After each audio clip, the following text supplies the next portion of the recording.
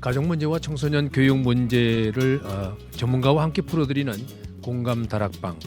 오늘 이 시간에는 자해, 잘 살고 싶은 몸부림이라는 주제로 청소년 자해 문제를 다루어 주실 미래가족성장연구소 상담실장 서한나 박사를 스튜디오에 모셨습니다.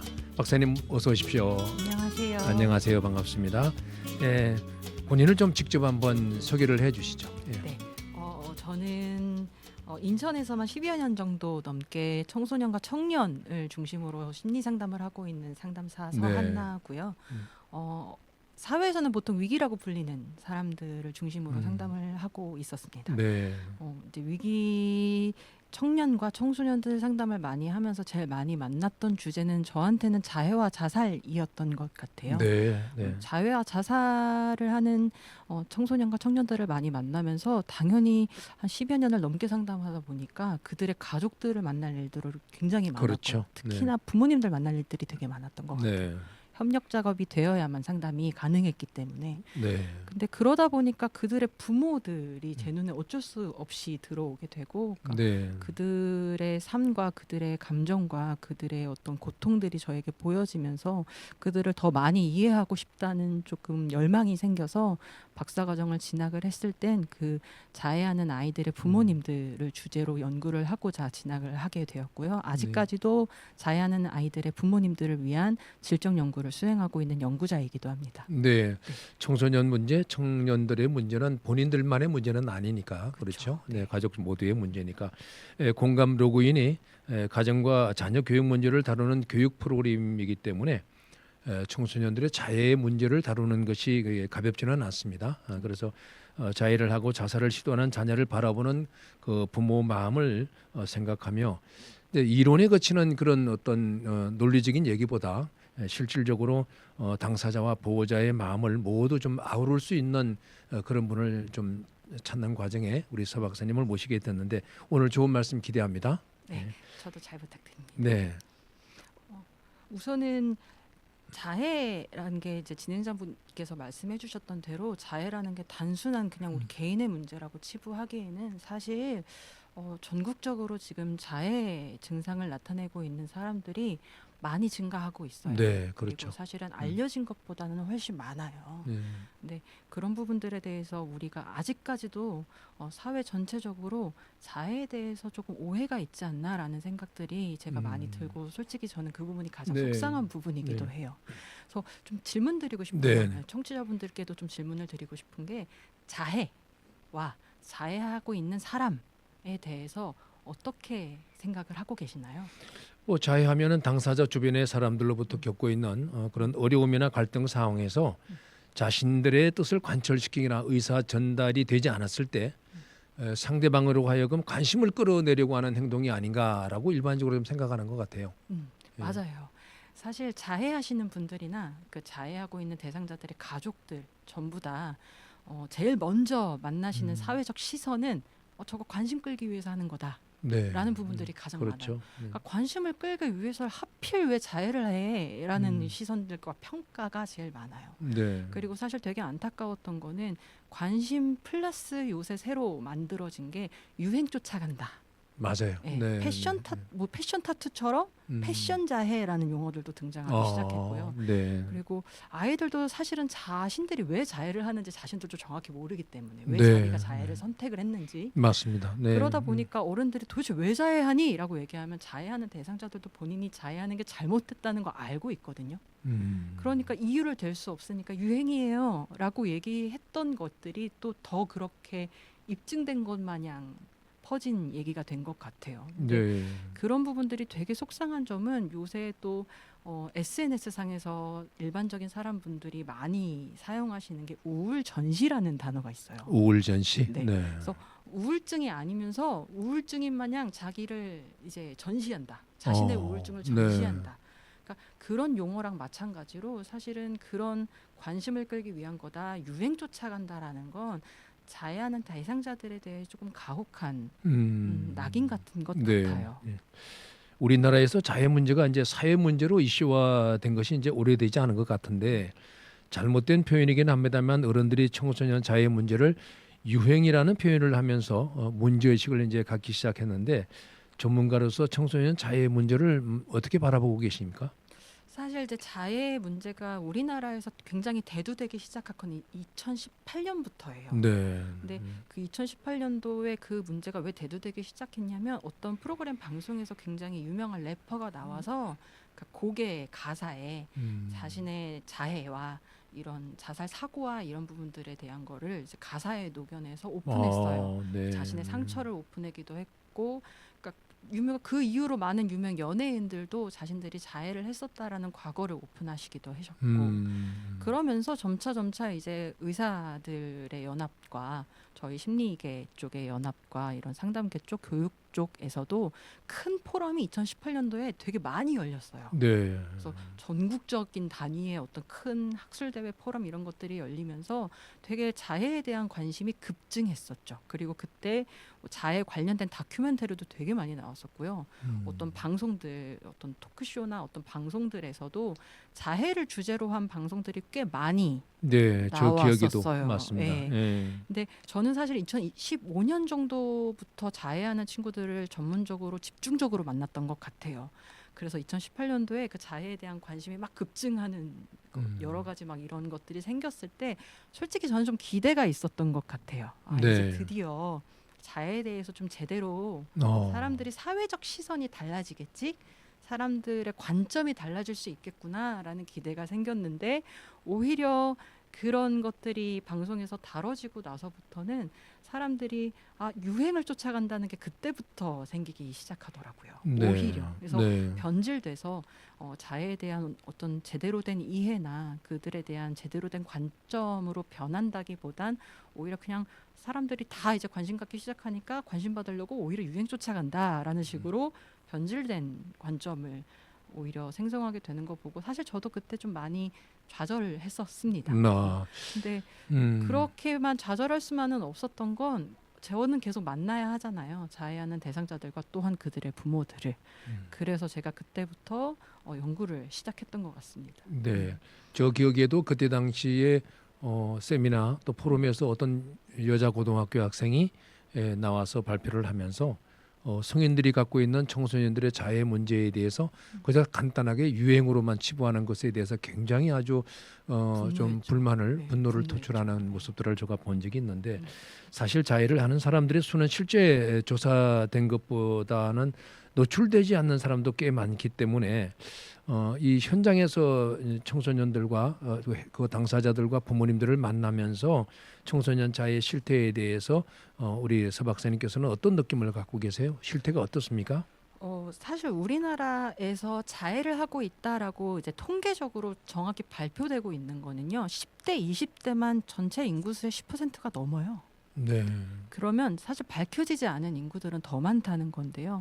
근데 제가 이제 우연히 3년 전경부터 경계선지능 정책 연구에 참여할 수 있게 되었어서 느린 학습자. 네, 느린 학습자라고도 불리죠. 네. 그래서 경계선지능인 정책을 이제 실현시키기 위한 사전 연구가 들어가거든요. 그 연구팀에 합류하게 돼서 경계선지능인 연구를 한 3년간 진행을 했어요. 근데 그때 제가 약간 속이 쓰렸어요. 왜냐하면 경계선지능인 느린 학습자의 분포도는 전 세계에서 13% 정도 돼요. 전 세계에 경계선지능에는 전체 인구의 13%가 고정되어 있다고 보고 있거든요. 그래서 우리나라에서도 경계선지능인의 인구는 13% 안에 한 10% 정도 된다라고 해서 정책적인 어떤 발현이 되기 시작하는 거고 국가적인 도움을 주어야 된다. 국가적인 어떤 사회적 관점이 달라져야 된다. 그들에 대한 이렇게 되게 지금 시작되고 있는데 제가 그거 보면서 되게 속이 쓰렸던 게 자해하는 인구는 사실 저거보다 더 많은데 사실 나타난 통계가 10대, 20대만 10%일 뿐인 거고 그들의 숨겨진 인구들은 더 많을 거고 그보다 더 많은 건 그들의 한 자해하는 대상자가 있으면 그들의 부모와 가족이 있잖아요. 맞아요. 그러면 그 고통받고 있는 대상자들은 더 많다는 얘기죠. 근데 자해하는 대상자들에 대한 건 너무 소외되고 있고 숨겨져 있고 낙인처럼 아직도 그 가족들과 대상자들이 고통받고 있다는 게 제가 조금 속이 쓰렸던 것 같아요. 그러셨겠네요. 네. 네. 그 사회와 국가의 세심한 보살핌이 필요한 장애를 가지신 분도 물론 중요하지만 그들을 돕고 있는 그 보살피는 가족과 보호자들을 위한 도움도 너무 중요한 것 같아요. 오늘 방송도 자해하는 자녀를 두신 부모님들에게 도움이 되는 그 방송이 되었으면 좋겠는데 그 어떤 그 부모님들이 어떤 도움을 받을까 많이 생각을 하고 계실 텐데 어떻습니까? 부모들의 그 심정들이? 어, 그래서 제 진행자님 말씀대로 사실 이제 자해라는 키워드가 사람들에게 들리면요, 자해하는 대상자만 봐요. 그렇죠. 네, 어쨌든 피를 흘리고 있고 상처가 나 있는 사람이니까. 근데 사실 자해하는 대상자에 대한 심리 상담과 연구도 정말로 중요하지만 자해하는 대상자들이 함께 살아가야 하는 가족, 특히 부모, 그들을 곁에서 보호 요인이라고 하거든요. 보호하는 네, 대상. 그렇죠. 그래서 보호 요인인 가족, 특히 부모에 대한 연구와 그들의 목소리가 되게 중요하다고 생각을 하거든요. 그래서 우리 서 박사님도 그쪽에 굉장히 네. 좀 중심을 두고 활동하시는 걸로 알고 있어요. 네, 맞아요. 그래서 네, 연구를 시작하게 된 이유도 그들의 부모님들의 목소리가 너무 묻혀 있고, 맞아요. 그리고 그러다 보니까 부모님들이 도움 요청을 또 본인도 못하게, 그러니까 대상자들이랑 똑같아지는 거예요. 네, 대상자들도 자해라는 사회적 낙인 때문에 사회에 자기가 도움 요청을 못하는데, 부모님들조차도 자식을 자해하게 만든 부모로 낙인 찍히셔서 맞아요. 도움 요청을 못 하시는 거예요. 그러니까 목소리가 나오질 못하세요. 그러면 더 숨겨진 현상이 될 수밖에 없거든요. 그래서 오늘 방송 기회가 저한테 왔을 때 제가 너무 감사했던 건 사실 이 방송을 들으면서 숨겨져 있는 자해하는 대상자들의 부모님들이 네. 이 도움을 좀 받으실 수 있었는 그 가능성이 좀 열린 거라 제가 되게 감사했습니다. 아유, 정말 그렇게 됐으면 좋겠습니다. 네. 그러면 일반적으로 자해에 대한 왜곡된 인식이 오히려 자해 문제를 해결하는데 걸림돌이 된다는 그런 얘기를 들었는데 어떻게 우리 일반인들 또 우리 보호자들이 자해에 대한 잘못된 인식을 하고 있을까요? 우선은 아까 진행자님이 말씀해 주셨던 대로 자해에 대해서 제일 대중적으로 잘못 알고 계시는 이제 왜곡된 표현이 있죠. 첫 번째가 자해는 부모님이나 뭐 학교 교사나 주변의 사람들에게 관심을 끌기 위해서 하는 것이다 인 거고, 이제 두 번째 같은 경우는 심리적으로 문제가 있는 사람만 자해를 한다라는 게 있고요. 세 번째는 자해에 대해서 구체적으로 물어보면 안 된다, 되게 위험하다라고 생각하시는 부분. 또 네 번째는 혼을 내서라도 잘못된 자해라는 행동을 바로 잡아줘야 된다. 네. 그리고 다섯 번째가 사실은 부모님들에게 굉장히 많은 영향을 미치는 이제 부분인데, 자해는 죽고 싶은 사람만 한다. 그러니까 자살 시도다라고 생각하시는 부분들이 많아요. 근데 사실 첫 번째부터 좀 저희가 돌아보자면요, 제가 연구하는 사람이잖아요. 그래서 2018년도에 자해에 대한 관심이 급증하면서 우리나라에도 자해의 대상자들에 대한 연구는 정말 많이 나왔어요. 네. 쏟아져 나오고 있어요.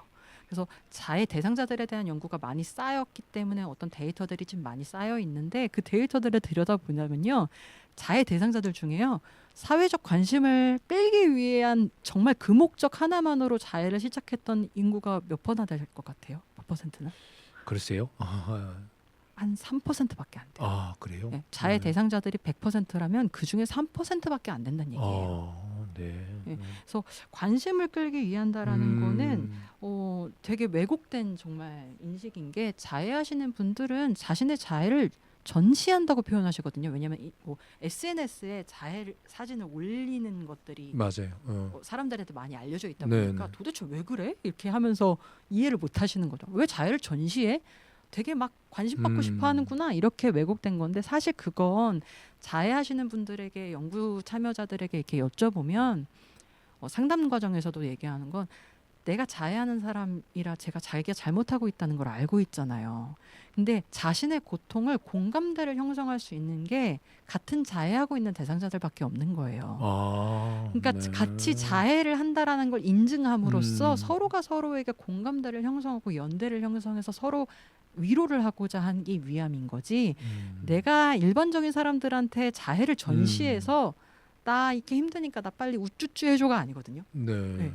근데 그렇게들 많이 좀 오해를 하게 되시면서, 자해 전시처럼 오해를 하게 되시면서 이제 관심 유발하는 거다라고 하시는 것 같은데, 사실은 궁극적으로 자해를 지속하게 됐고 시작하게 됐던 진짜 근본적인 원인은 자해로 인해서 관심을 끌기 위한 분들은 정말 3%밖에 안 되고요. 이런 인식이 오히려 더 숨게 만들죠. 맞아요. 많이 숨게 만들죠. 제가 이제 그 20대 초반에 청년을 이제 상담하는 과정에 이 친구 같은 경우는 부모님에 대한 그 죄책감이 굉장히 아주 깊은 그런 친구였어요. 근데 이 친구가 이제 어느 날 아르바이트를 끝내고 집 근처에 있는 어떤 호수 공원에 가서 자해를 하기 위해서 호수 공원을 갔어요. 그런데 거기서 이제 자해를 하려고 했을 때에 부모님에게 주변 사람들에게 이제 자기가 자해하는 것에 대해서 좀 막아줄 수 있는 분을 찾는데 경찰에게 신고를 한 거예요. 그래서 제가 이제 그 아버지에게 전화를 했죠.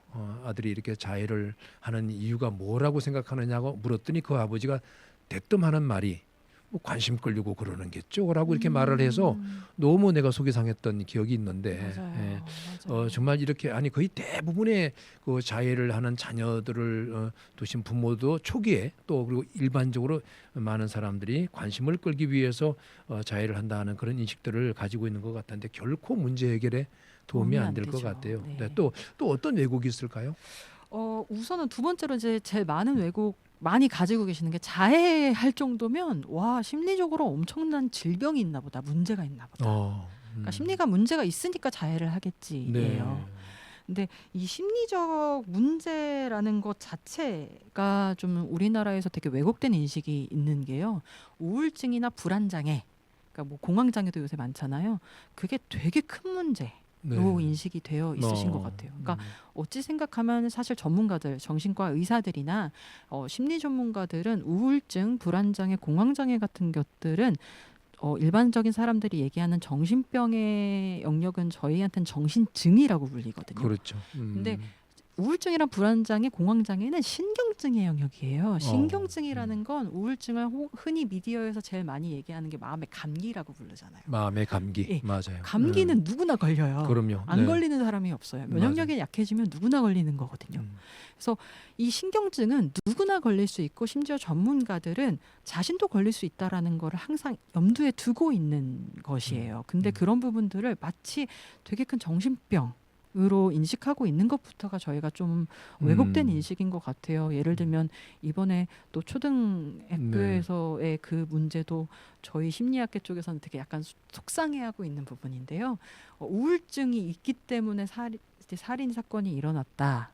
가 되는 부분은 우울증인 사람은 저희 쪽에서 우울증 있는 사람들은 절대 사람을 죽이지 않아. 자기를 내면적으로 갉아먹고 자신을 죽이려고 하는 마음이 있지 타인을 해치려고 하지 않거든요. 네. 그러니까 그런 부분들이 그런 왜곡된 기사와 이런 것들로 인해서 우울증 자체가 굉장히 많은 정신병 마냥 되게 심각한 사회적 문제인 것 마냥 이렇게 왜곡된 인식이 있다 보니까 당연히 이제 자해하고 있는 친구들도 그 정도 급의 정신적인 문제가 있다, 심리적인 문제가 있다라고 이제 낙인 찍는 거는요, 되게 위험하죠. 되게 위험한 거라고요. 사실 제가 생각하기에 자해는 좀 위험한 발언일 수는 있어요. 제가 지금 이 말씀드리는 게, 근데 제가 인식하기로는요. 우울증이 누구에게나 걸려 심지어 그거에 대해서 전문가라고 하는 심리 전문가든가 의사들도 그렇죠. 걸릴 그럼요. 수 있는 것처럼요. 네. 자해도요. 인간이라면 대다수 하고 있다고 저는 생각을 해요. 네. 네. 그렇습니다. 우리는 그 자해하면 꼭 흉기로 손목에 상처를 내는 것만으로 인식하기 쉬운데 자해를 사실 다양한 방법으로 이루어지고 있는 것 같는데 예를 들면 몇 가지 좀 이렇게 설명을 해주시죠. 제가 왜 이제 자해가 우리들도 다 하고 있을 수 있어요라고 말씀을 드렸냐면요. 네. 국제 기준에서 알코올 의존증 체크리스트가 있어요. 네. 근데 그 국제 기준 알코올 의존증 체크리스트를 국내 우리나라에 있는 사람들에게 하면요. 굉장히 많은 부분이 알코올 의존증으로 진단이 되세요. 그렇죠. 우리나라의 음주 문화가 네, 다른 정말, 나라와 너무 정말 다르죠. 문화가 되어 있잖아요. 그렇죠. 네. 네. 그래서 사실 우리나라 사람들이 거의 대다수가 술을 드시는 분들 웬만하면 다 알코올 의존증이라고 하거든요. 네. 그러면 저희가 생각해 보면 술이 우리에게 신체적으로 건강적으로 좋지 않은 영향을 미친다는 걸 알아요. 그렇죠. 그럼에도 불구하고 우리가 그냥 감수하고 술을 먹잖아요. 흡연도 마찬가지고요. 마찬가지고. 그리고 뭐 미디어에서 워낙 많이 얘기하는 뭐 게임이라던가 뭐 이제 유튜브 같은 거 너무 많이 보면 안 돼요. 핸드폰 너무 많이 보면 안 돼요. 막 블루라이트 이런 거 얘기를 하지만 저희 감수하고 보잖아요. 그러니까 그거를 통해서 내가 뭔가 버티게 해주는 게 있으실 음. 수도 있고요. 그걸 통해서 내가 뭔가 나 살아있는 느낌, 어떤 술을 먹으면 그러니까 기분이 좋아져서요라는 그걸 획득함으로써 내 삶의 어떤 즐거움과 충족감을 경험하시기 위해서일 수도 있는 거잖아요. 그러니까 내가 안 좋아지는 거, 내 몸에 해로운 걸 감수하고 나를 잘 살게 하기 위한 선택인 거예요. 그게 제가 자해를 바라보는 시선이에요. 예. 네. 자해를 하시는 분들은요, 자해가 안 좋은 거 모르시지 않아요. 대부분 다 다 알죠. 자해가 나에게 좋지 않다는 거 알아요. 음. 그렇지만 자해를 통해서만이 자기가 좀 잘 살 수 있고 살아내기 위해 버틸 수 있는 힘이 생기기 때문에 그 안 좋은 걸 감수하고서라도 내가 잘 살아내보겠다는 노력으로 자해하시는 분들이라고 저는 보고 있거든요. 네. 그래서 잘 살아내기 위해 버텨내는 사람들이 보통 자해를 한다라는 사회적 관점을 조금 유지해 주신다면 아까 우리가 왜곡된 인식 중에 하나였던 자해는 무조건 자살하려는 시도다라고 하는 그런 위험한 관점도 좀 사라지겠죠. 오히려 정반대죠. 자살하기 위해서가 아니라 네. 자살로부터 자신을 막기 위해 자해를 하는 네. 쪽으로 완전히 뒤바뀐 관점을 가질 수 있겠죠. 오늘 좀 말씀을 쭉 들어보니까 이제 우리 자해에 대해서 우리 일반인들의 어떤 인식의 좀 전환이 좀 필요한 것 같아요. 예. 우리 이제 서 박사님께서 이제 특히 이제 부모님들과 함께 이제 상담을 하고 집단 또 상담을 하면서 한 가지만 지금 마지막으로 여쭤보고 싶은데 그 부모들이 그런 어떤 노출되는 모임에 부모들이 참여하실 때 좀 이렇게 대단한 용기를 좀 발휘하시는 편인가요? 아니면은 정말 그런 어떤 커뮤니케이션이 이루어질 수 있는 곳이 없기 때문에 갈급해서 오는 분들이 많은가요? 어떠신 것 같아요? 둘 다죠. 아, 네. 사실 굉장히 갈급해서 오세요. 자해에 대한 정보 자체도 너무 없고 자해에 대해서 전문적으로 풀어져 있는 그러니까 일반인들이 논문을 읽기라는 쉽지 않잖아요. 그럼요. 네. 네, 맞아요. 그리고 맞아요. 사실 인터넷상의 폐해에 대해서 알고 계시겠지만 정보가 중구난방이잖아요. 맞아요. 네, 네. 그래서 그것들을 전문적으로 총합해서 정리해 줄 수 있는 전문가를 너무 필요로 하시고 그걸 갈급한데 동시에 무서워하세요. 맞아요. 그 자리에 나오는 거 너무 무서워요. 왜냐하면 제가 자해하는 부모님들 집단 상담 참여 경험을 얼마 전에 그 질적 연구를 했는데 그 연구 참여자분께서 어떻게 말씀하셨냐면 자녀가 자해하면 다 부모들 우울한 사람밖에 없을 텐데 그 사람들끼리 모여서 무슨 얘기가 되겠나 싶은 마음이 있으셨대요. 네, 오히려 네. 가서 내가 더 우울해지고 내가 더 절망 속에 빠지지 않을까라는 두려움에 있으시지만 그래도 내가 지금 당장 밧줄 하나 그러니까 어머님들 말씀을 아버님들 말씀으로는 그게 설사 썩은 동아줄이라도 잡을 게 필요하니까 오신대요. 네, 네. 그러니까 이게 잘못된 거라도 우선은 잡을 수 있는 게 눈앞에 보이니까 잡으러 오시는 네. 분들이 많으셨어요. 그런 현장을 일일이 다 부모님들이 눈으로 지켜보는 그런 상황에서 그런 것들을 또 다른 사람들이 이해할 수 없는 부분들이기 때문에 그 부모님들의 심정을 우리가 좀 잘 이렇게 헤아려서 정말 우리 사회의 어떤 그런 프로그램들이 특히 부모님들이 정말 너무나도 자연스럽고 편안하게 접근할 수 있는 그런 시스템이 빨리 좀 갖춰야 될 것 같네요. 자연은 잘 살아내기 위해서 버텨내는 사람들이 하는 몸부림. 이 말씀이 굉장히 아주 마음 깊이 자리하는 것 같습니다. 특히 방금 말씀하신 것처럼 엄밀히 보자면 술과 우리가 하고 있는 흡연 이것도 우리가 절제하지 못하고 과다하게 흡입하는 것도 자해라는 말씀도 한번은 좀 깊게 생각해 볼 필요가 있는 것 같습니다. 오늘 첫 번째 시간도 약속 시간이 다 된 것 같습니다. 우리 다음 시간에는 좀 더 깊이 있는 말씀으로 자해를 하는 청소년을 두신 또 우리 부모님들에게 좋은 그런 말씀을 좀 기대하겠습니다. 오늘 함께 해주셔서 우리 서 박사님 감사합니다. 네, 감사합니다.